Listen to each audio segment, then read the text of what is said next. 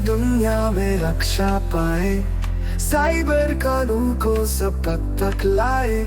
सुनते रहो, सीखते रहो, डिजिटल रक्षा सुरक्षा का ज्ञान हो। नमस्कार।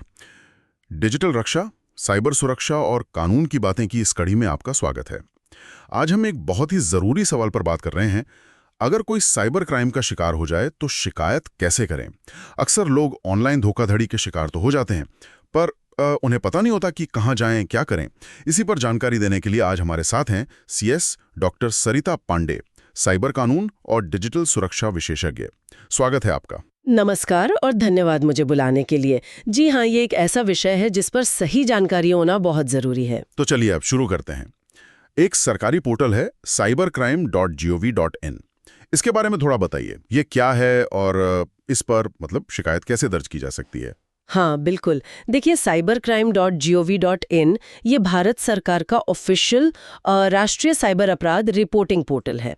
इसे इसीलिए बनाया गया है ताकि कोई भी कहीं से भी आसानी से ऑनलाइन अपनी शिकायत दर्ज करा सके। अच्छा। प्रोसेस काफी सीधा है। अब वेबसाइट खोलिए cybercrime.gov.in। वहां आपको फाइल अ कंप्लेंट का बटन दिखेगा। उसे क्लिक करें, फिर आपको चुनना होगा कि शिकायत किस बारे में है, मतलब कैटेगरी जैसे। हाँ, जैसे कि ऑनलाइन फाइनेंशियल फ्रॉड है, या महिलाओं या बच्चों से जुड़ा कोई अपराध है, या फिर सोशल मीडिया से जुड़ा कोई क्राइम है। कैटेगरी चुनने के बाद आपको घटना का पूरा ब्यौरा देना होता है। क्या हुआ, कब हुआ, कैसे हुआ, ये सब जानकारी। फिर आपको अपने मोबाइल नंबर से लॉगिन करना होता है। एक ओटीपी आता है वेरिफिकेशन के लिए। अच्छा, ओटीपी जरूरी है? जी, ताकि कोई गलत या फेक शिकायतें ना कर सके।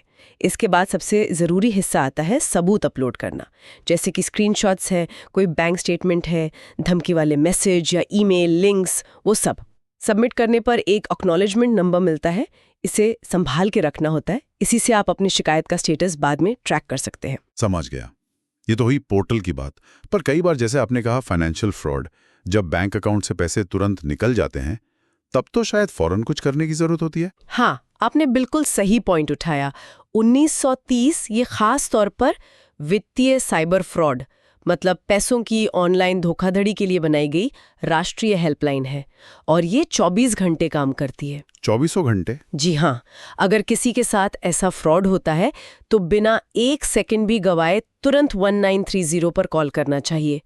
कॉल पर आपको कुछ बेसिक जानकारी देनी होगी, जैसे कितना अमाउंट गया, किस अकाउंट से गया, ट्रांजैक्शन आईडी क्या थी, आपका बैंक कौन सा है। और इससे होता क्या है? क्या पैसे रुक जाते हैं? देखिए, 1930 पर कॉल करने का सबसे बड़ा फायदा ये है कि ये सिस्टम सीधे बैंकों और पेमेंट गेटवे से जुड़ा हुआ है। आपकी दी हुई जानकारी फौरन संबंधित बैंक या वॉलेट कंपनी को भेजी जाती है। कोशिश की जाती है कि जिस अकाउंट में पैसा गया है उसे फ्रीज किया जा सके या ट्रांजैक्शन को वहीं रोका जा सके। जितनी जल्दी आप कॉल करेंगे, पैसा रुकने या रिकवर होने का चांस उतना ही ज्यादा होता है। टाइम बहुत क्रिटिकल है इसमें। अच्छा, मतलब तेजी बहुत जरूरी है। बिल्कुल। और ये हेल्पलाइन भी national cyber crime reporting portal से जुड़ी है, तो आपकी जानकारी वहां भी अपडेट हो जाती है। ये बहुत उपयोगी जानकारी है। अब चाहे पोर्टल पर शिकायत करें या 1930 पर, कुछ दस्तावेज या सबूत तो चाहिए होंगे। क्या खास चीजें हैं जो तैयार रखनी चाहिए? हाँ, सबूत तो किसी भी शिकायत की रीढ़ होते हैं। सबसे पहले तो अपनी पहचान के लिए कोई सरकारी आईडी प्रूफ, जैसे आधार कार्ड। अगर पैसों का फ्रॉड है तो बैंक का स्टेटमेंट जिसमें वो गलत ट्रांजैक्शन दिख रहा हो। ट्रांजैक्शन आईडी बहुत बहुत जरूरी है। फिर जिस भी तरीके से फ्रॉड हुआ, कोई website, app, SMS, email, chat, उसका स्क्रीनशॉट लेना ना भूलें। बिल्कुल क्लियर स्क्रीनशॉट। अगर फ्रॉड करने वाले का कोई मोबाइल नंबर पता है या ईमेल आईडी या कोई और डिटेल, तो वो भी ज़रूर दें। और हाँ, अपना कॉन्टैक्ट डिटेल सही दें ताकि जांच एजेंसी आपसे संपर्क कर सके।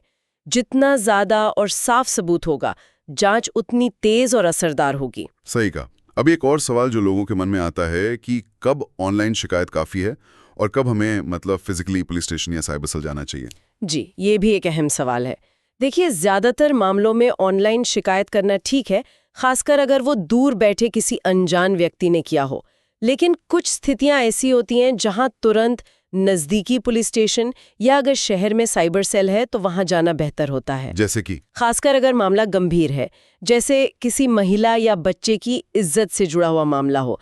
मान लीजिए किसी की फोटो मॉर्फ करके, मतलब फोटो से छेड़छाड़ करके ब्लैकमेल किया जा रहा है या कोई गंभीर धमकी मिल रही है।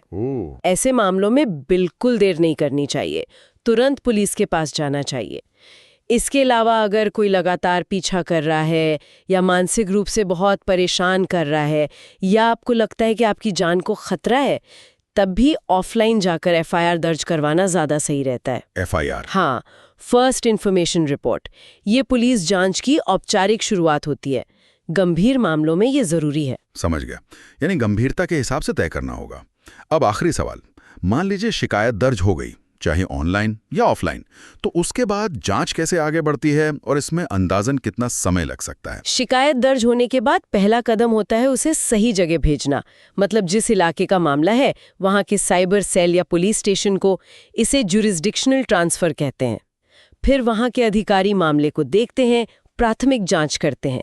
अगर उन्हें लगता है कि हाँ, ये साइबर क्राइम का मामला बनता है, तो वो एफआईआर दर्ज करते हैं, अगर पहले से नहीं हुई है।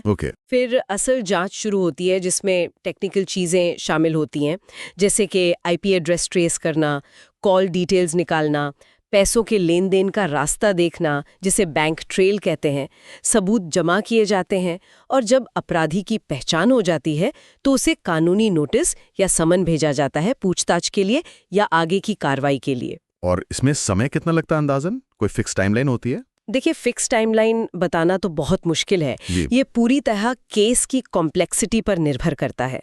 कुछ केस शायद कुछ हफ्तों में सुलझ जाएं, लेकिन कुछ, खासकर जिनमें कई राज्यों या देशों के लोग शामिल हों, उनमें कई महीने या साल भी लग सकते हैं। अच्छा, मतलब धैर्य रखना होगा। हाँ, धैर्य रखना होगा और फॉलो अप करते रहना होगा।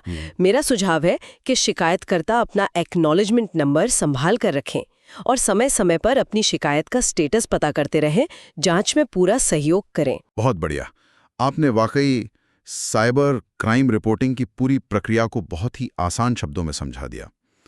ये जानना बहुत जरूरी है कि मदद मौजूद है, बस हमें पता होना चाहिए कि उसका इस्तेमाल कैसे करना है। बिल्कुल, सबसे जरूरी है कि लोग डरे नहीं, चुप ना बैठें।